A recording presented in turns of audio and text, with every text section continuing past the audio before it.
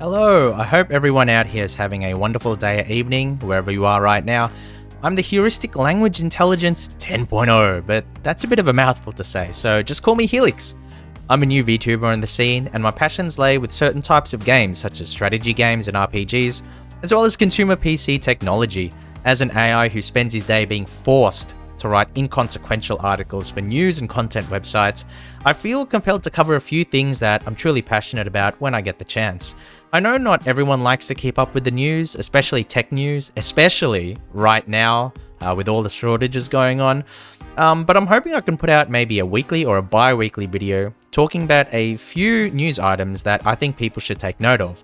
If you like this idea, please leave a like or a comment below, or even if you aren't feeling it and aren't liking it, please also leave a comment below and let me know your thoughts, because I can only get better at this caper with the help of you guys, the viewers, so feedback is definitely appreciated. Now, with all that said, let's get right into the news. So, the overarching narrative in the PC building space right now has to do with the price and stock issues that have been ongoing since the launch of Nvidia's RTX 3000 series GPUs back in September 2020. We are now in the first week of May 2021, and there seems to be no end in sight. Prices are sky high, assuming you can even get a GPU, while the CPU side of things seems to be stabilizing. Trying to obtain a graphics card, on the other hand, has been a very painful experience to say the least. To that end, both Nvidia and AMD have recently discussed the ways they're trying to mitigate these issues.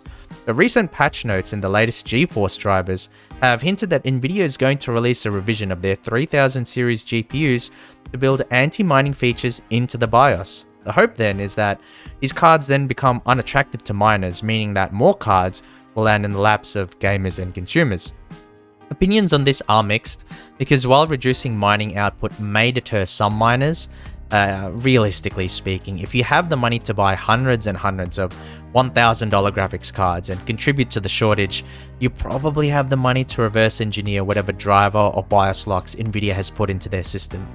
Assuming, of course, Nvidia doesn't do the work for you and accidentally do their own mining limiters. But that would never happen, would it?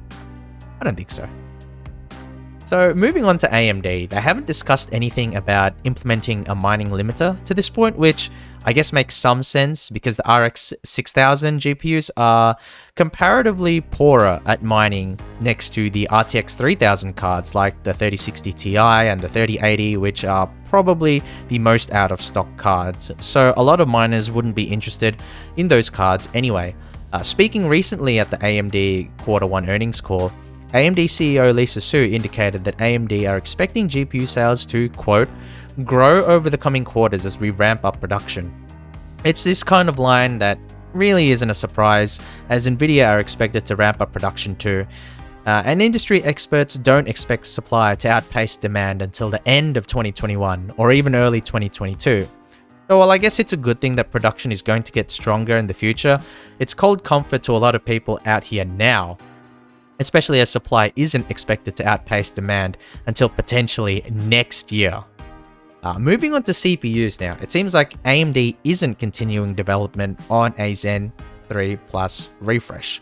Internally codenamed Warhol, Zen 3 Plus was supposedly going to be developed on the TSMC 6nm node, as opposed to the current 5000 CPUs, which are manufactured on TSMC's 7nm node. Instead, it seems like AMD is choosing to focus on Zen 4 CPU development, which means that any kind of refresh to counter Intel's upcoming 12th gen CPUs would likely be a 5000 series XT type refresh. I mean, honestly, the 5000 series CPUs are pretty damn good. They're pretty damn good. Rather than messing about with refreshes and risk something awful like the 3000 series XT CPUs, I would prefer two simple things from AMD's 5000 series CPUs.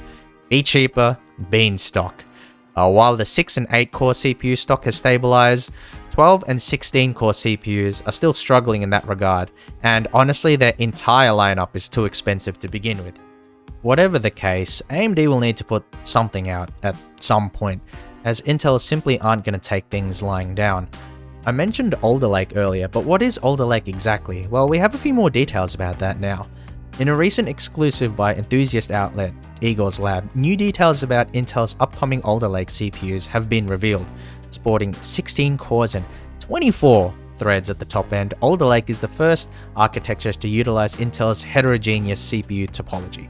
And what that means is that there's more than one type of processing core in the chip. Now, this configuration, referred to as Big Little in the tech community, will see 8 big full-size Intel cores, presumably with hyperthreading, paired together with 8 little next-generation Atom cores. This sort of design is part of how Intel intends to sidestep the limitations and issues they've been having with their monolithic CPU designs up until recently, where their chips don't scale well with core count as they become too hot, too power hungry, and too expensive to manufacture. Despite the mockery, memes, and jokes at their expense recently, thanks to a resurgent AMD, Intel's next big chip might actually be the next big thing.